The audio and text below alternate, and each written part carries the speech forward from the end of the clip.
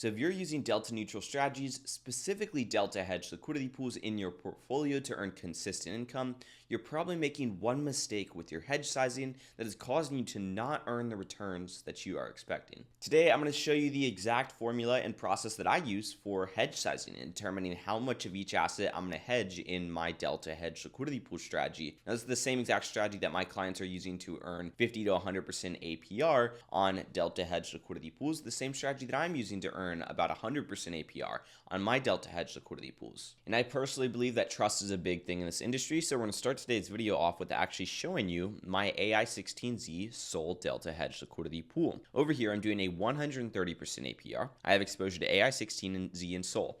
Now, this position is actually up. So had I not been hedging, that would be best case scenario. But of course, hedging cuts out your downside. It also cuts out your upside. Now, this successfully cut out my downside. And what's it doing right now? Successfully cutting out my upside. Over here, I want you to pay attention to asset gain. That is a positive $679. I made $679 from asset appreciation while being in this pool. I've also made $550 in overall income. If we take a look over here at Hyperliquid, you can see I have a profit on one of my hedges and a loss on the other. And if we take a look right over here, it's going to be right down there at this unrealized profit loss. You can see I'm down $670 roughly, which means that I am basically delta neutral to the T, right? All my earnings are pure profit. But the issue most people make with their hedge sizes is they hedge too much, or they hedge too little, or they hedge the perfect amount. And all three of those are issues. Because truth be told, if you start a position with 55% AI16Z, you should not just go over and hedge 55% AI16Z. And we're going to dive into that in today's video. But while we're here, I want to mention that I am doing a free workshop later this week in my free community. And all you have to do is check out the link right below this video to sign up and RSVP for this event. We're going to dive into why most DeFi investors with 25 grand plus in liquidity pools are leaving a ton of money on the table, the data-driven approach that we're personally using at Builder Wealth to transform portfolios into income-generating machines, and of course how everyday investors are earning supplemental income with consistent DeFi income streams through liquidity pools, whether it's through stability strategies or asset accumulation strategies, and the exact framework that we use for putting the pieces together. More information on that event is going to be linked right below this video. But let's dive into this exact strategy. So first things first, I want to talk about what I started with. So I started with, in this strategy, 55% AI16Z and about 46% SOL in this liquidity pool. Now I now have 30% SOL and 70% AI16Z.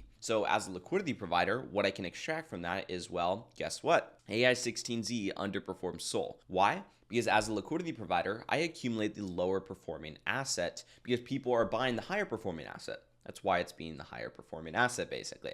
So people bought my SOL and they gave me AI16Z. In other words, they were selling out their AI16Z. Now, the good thing is, of course, I had a hedge on both AI16Z and SOL, which means regardless of what happens to this pool price, if these assets go up 10% or if these assets go down 10%, I am hedging out my market exposure. I don't have exposure to those gains or losses. That is if I manage my hedge correctly. Now, here's the thing. Most people are hedging SOL to USDC. And the thing that they're going to experience with SOL to USDC or Ethereum USDC or Wrapped Bitcoin USDC is they're going to be going back and forth on their hedge with market exposure and no market exposure, which means that they're actually going to have a ton of divergence loss. And I'll show you exactly why.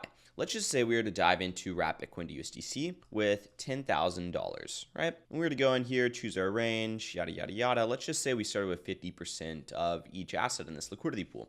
Something like that, 5 grand of Bitcoin and 5 grand of USDC. Well, if you pay attention to this position breakdown chart right here, this is going to show us the total USDC that we have in each asset over a specific price. So you can see at our start, we have roughly 5 grand of each. But as the price goes up, we're losing exposure to Wrapped Bitcoin and gaining exposure to USDC, which means if we start shorting 5 grand of Wrapped Bitcoin and then all of a sudden the price moves a little bit and now we have 3,600 bucks of Wrapped Bitcoin and we're still hedging 5 grand of Wrapped Bitcoin, we're over hedged. We're actually losing money as the market goes up. And guess what? We're not earning enough fees on something like this to be able to make up for that difference. Well, that's where something like AI16Z to SOL or SOL to Fartcoin comes into play. Why?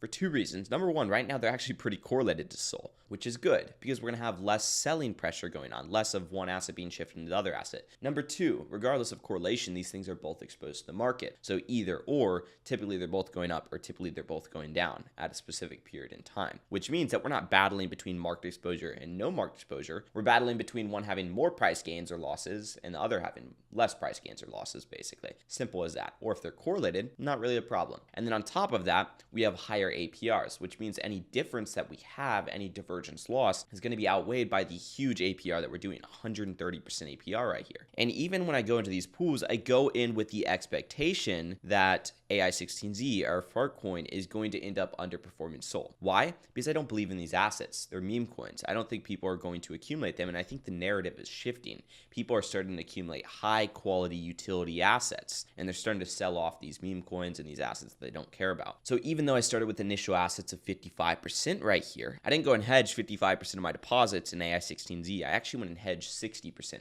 Just a little bit extra. Why? Because worst case scenario, my fees are going to make up for the difference. Best case scenario, well, it's going to be this situation. My 55% all of a sudden becomes 70%. I'm now under hedged, but I have a little bit of profit from between 54 and 60%, and then I have a little bit of divergence loss between 60 and 70%, which kind of nets out, and then also we have all the earnings. So my point being, I went in with the expectation one is going to underperform. I still had a direction in mind, and I made sure that I took that into account when opening up my hedge over on Hyperliquid. And you could see, as of right now, I am currently hedging 67,000 AI16Z and 48 SOL. Yet I have 34 SOL and 81,000 of AI16Z, which tells me that it's time to rebalance this hedge, which I can do a full video on how to rebalance these hedges if you guys want me to. Just make sure to drop a like, subscribe notifications turned on, and let me know what problems you guys are experiencing in DeFi down below in the comments, and I'm happy to solve them. Now, that being said, my next step is to rebalance this. So what am I going to do?